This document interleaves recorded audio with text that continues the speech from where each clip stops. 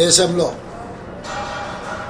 దళితులు, గిరిజనులు, ఆదివాసీలు, బలహీన వర్గాలు, మైనార్టీలను దృష్టిలో పెట్టుకొని ఆనాడు డాక్టర్ బాబాసాహెబ్ అంబేద్కర్ గారు ఒక గొప్ప రాజ్యాంగాన్ని మనకు అందించడం జరిగింది. ఈ రాజ్యాంగం ద్వారా సంక్రమించిన ఎస్సీ, ఎస్టీ, బీసీ, మైనారిటీ రిజర్వేషన్లు విద్యా, ఉద్యోగ, ఉపాధి అవకాశాలలో వాళ్ళ అభ్యున్నతి కోసం కృషి చేస్తూ ఈనాడు వీళ్ళందరూ కూడా డాక్టర్లు, లాయర్లు, ఇంజనీర్లుగా, ఐఏఎస్, ఐపీఎస్లుగా రాణించి ఈ దేశం యొక్క ప్రగతిలో వాళ్ళు భాగస్వాములుగా ఉన్నారు.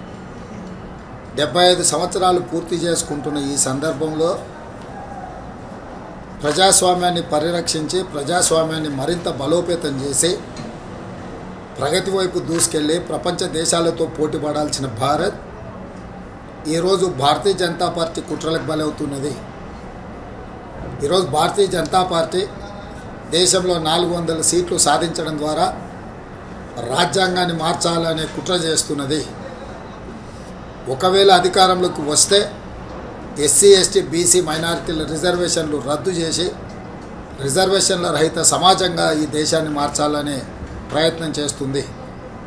అందుకే 4 కోట్ల తెలంగాణ ప్రజలకు నేను విజ్ఞప్తి చేస్తున్నా. 17 సార్లు జరిగిన ఎన్నికలు వేరు, 18 లోక్సభ ఎన్నికలు వేరు.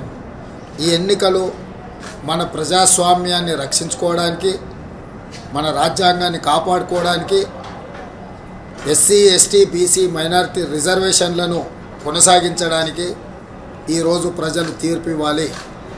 ఈ తీర్పులో ఏమాత్రం ఎమర్పాటుగా ఉన్నా కూడా దేశం తీరని నష్టాన్ని ఎదుర్కోబోతుంది.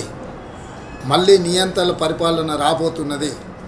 అందుకే తెలంగాణ సమాజం అందరూ కలిసికట్టుగా కాంగ్రెస్ పార్టీకి, శ్రీమతి సోనియా గాంధీ, శ్రీ మల్లికార్జున్ ఖర్గే గారు, శ్రీ రాహుల్ గాంధీ గారి నేతృత్వంలో ఎన్నికల బరిలో దిగిన ఇండియా కూటమిని గెలిపించడం ద్వారా ఎస్సీ, ఎస్టీ, బీసీ, మైనారిటీ రిజర్వేషన్లను కాపాడుకోవడం, మన రాజ్యాంగ స్ఫూర్తిని డాక్టర్ బాబాసాహెబ్ అంబేద్కర్ గారు ఇచ్చిన ఆలోచన విధానాన్ని ముందుకు తీసుకెళ్ళాలి.